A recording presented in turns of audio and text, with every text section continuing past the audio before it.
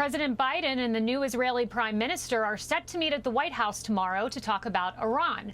But critics are questioning how the president can effectively negotiate on Iran given his decades of failed foreign policy. Among them, his handling of the Iraq troop withdrawal, which ultimately led to the rise of ISIS.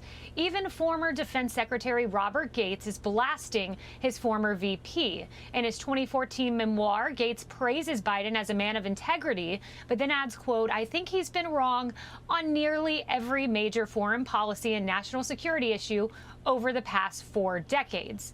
And Gates only reaffirmed that assessment in 2019. Would he be an effective commander-in-chief? I don't know. I stand by that statement. We disagreed significantly on Afghanistan and some other issues. I think, as I say elsewhere in the memoir, I think that the vice president had some issues with the military. So. Yeah, you think? I mean, Morgan, just compare the Obama-Biden record in Syria, in Libya, in Iraq, in Afghanistan, and that of President Trump. He secured Afghanistan with only 2,500 American soldiers there, got rid of ISIS in Syria and Iraq. There's really no comparison as Biden tries to blame President Trump amid this catastrophe. So one of the things, Kaylee, that I talked about on Hannity last night, actually, is that I think that President Biden and his team don't fundamentally understand what we mean when we talk about negotiating from a position of strength. I mean, listen, if you look at Adam Bowler, for example, who negotiated with the Taliban, was on Fox and Friends this morning. If you look at Secretary Pompeo and others, when those men who were empowered by President Trump, when they went in the room with the Taliban and talked to them, this was after we took out Qasem Soleimani, the world's largest terrorist in Iran, for example.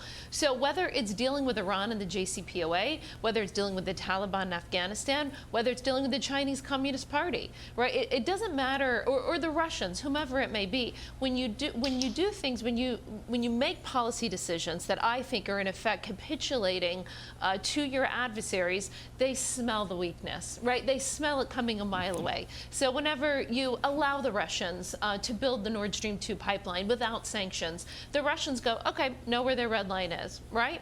And you could go through example after example what all of these things have in common. Iran, Taliban, Afghanistan, Chinese Communist Party, Russians, Venezuela, where we're talking about potentially removing sanctions from Maduro. All of these situations have in common that I think fundamentally they are uncomfortable with the idea of American strength and American presence on the world stage and using that American power in those negotiations. You have to be able to do that if you want to be effective.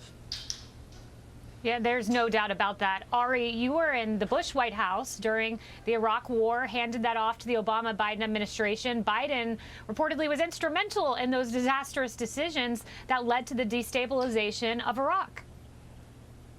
Yeah, and I want to add one point to what Morgan made. Don't forget, President Trump also dropped the largest bomb other than a nuclear bomb in our arsenal on the Taliban. Right. That's what strength and negotiating from strength is about.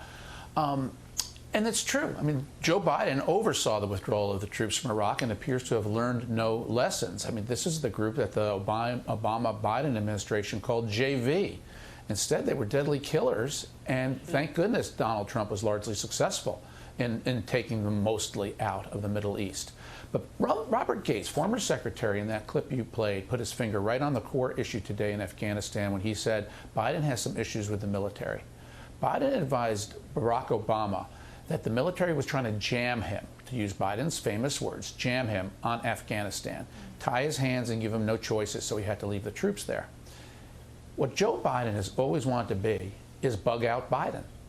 He didn't care what advice he heard from anybody anywhere. He was around so long. He had been there longer than generals. He had a son who served, who was tragically killed. He wanted to get the troops out, and he wouldn't listen to anybody about how, when, where, or why.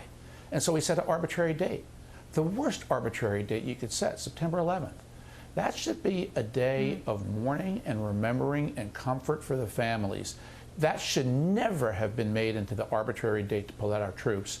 And Joe Biden just stuck to it, and now we have to live with it. That's right. And I think through all of this, we've learned just how stubborn President Joe Biden is.